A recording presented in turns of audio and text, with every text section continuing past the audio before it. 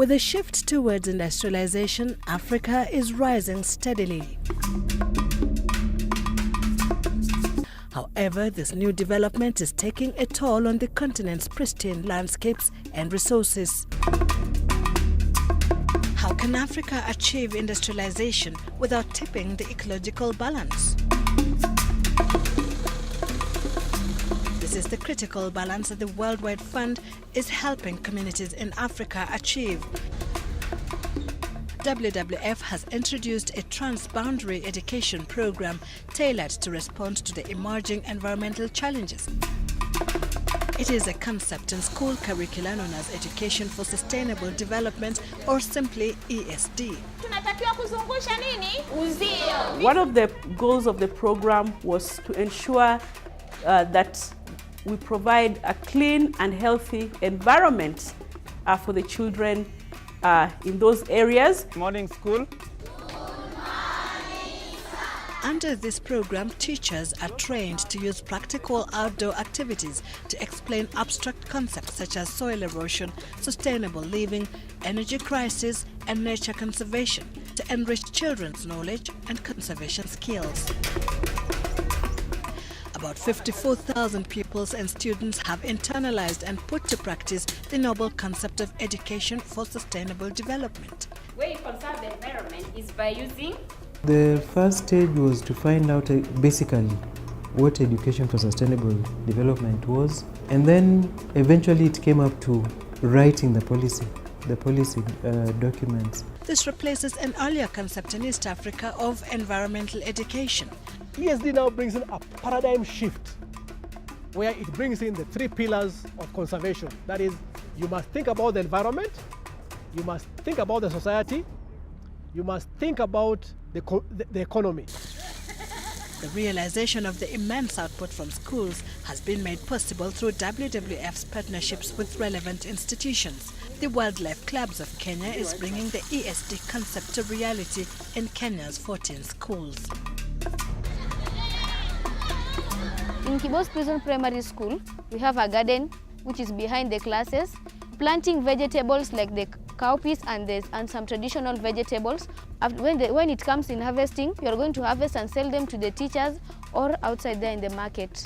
Nature Uganda is doing its bit across the border and has impacted on more than 13,000 children in 17 schools.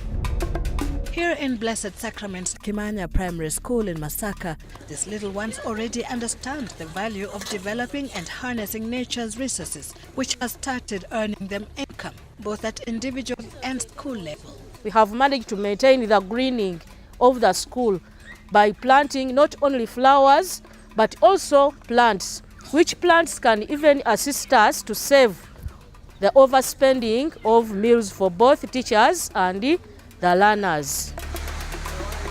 In Tanzania, over 10,000 children are now catalysts for positive environmental management practices, having benefited from the inculcation of the ESD concept in the school curricula.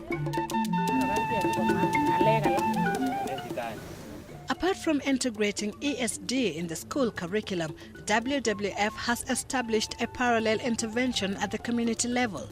ESD villages have sprung up across Kenya, Uganda, Tanzania and Rwanda. In Kenya's Nandi Hill region, 320 households have now switched from firewood to energy-saving stoves and biogas, conscious that this will enable them to save their forests. Further, they have made a decision to downsize their herds, if only to save their land from further degradation. Samson Kaskei is a farmer. His 4-acre farm is now producing harvests he could only dream about before. Mafunzo ile tuliyopata kutoka nyinyi Kisumu ndio imewezesha watu wengi wamekuwa na pesa. Beleni watu wako na pesa. Chakula imekuwa mingi kwa hii area. WWF, however, recognizes the paramount role the youth have in saving the planet's future.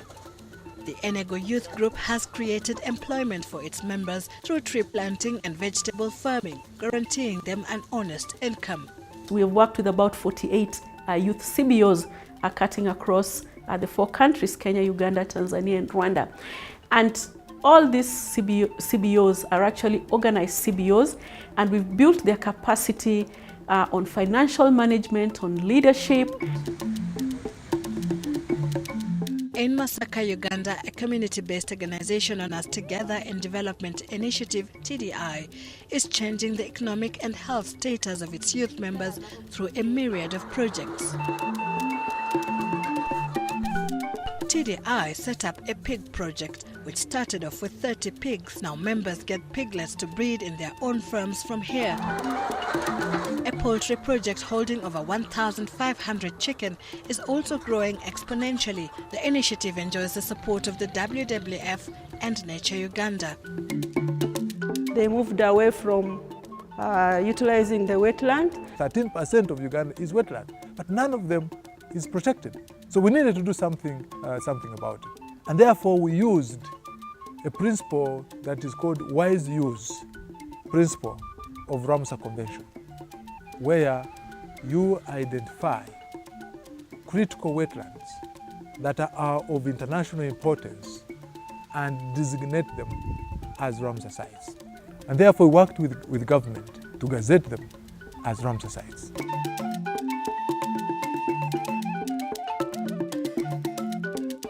This massive project that is changing Africa has been made possible through the support of the government of Sweden. In the design of future programs, it's very important to have sufficient consultation to create ownership, shared vision, and think very carefully about the sustainability and how long that all of that will take in order for us to have durable change.